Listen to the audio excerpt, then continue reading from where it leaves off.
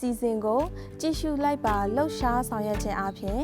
လူကြီးလူငယ်ကြားမှနေရာမရွေးလွယ်လွယ်တကူလှုပ်ရှားဆောင်ရွက်နိုင်သည့်အပြင်မိမိတို့လူနေမှုဘဝမှာစိတ်ဖိစီးမှုလျော့ကျပြီးလန်းဆန်းတက်ကြွစွာလှုပ်ရှားသွားလာဆောင်ရွက်နိုင်မှာဖြစ်ပါတယ်ရှင်။မြစ်ကြီးနားခရိုင်မြစ်ကြီးနားမြို့နယ်အားကစားနဲ့ကာယပညာဦးစီးဌာနနဲ့ပြန်ကြားရေးဝန်ကြီးဌာန MRTV NRC ရိုက်ကူးရေးအဖွဲ့ဖြင့်ကချင်ပြည်နယ်လက်ရွေးစဉ်အေရိုဘစ်သမီးငယ်လေးများဖြင့် Physical Fitness Dance ရိုက်ကူးတင်ဆက်ခြင်းအစီအစဉ်ပဲဖြစ်ပါတယ်ရှင်။မင်္ဂလာပါရှင်။သမီးတို့ကတော့ကချင်ပြည်နယ်အေရိုဘစ်လက်ရွေးစဉ်တင်းသူလေးများဖြစ်ပါတယ်ရှင်။သမီးတို့နဲ့အတူလိုက်ပါကစားကြပါစို့။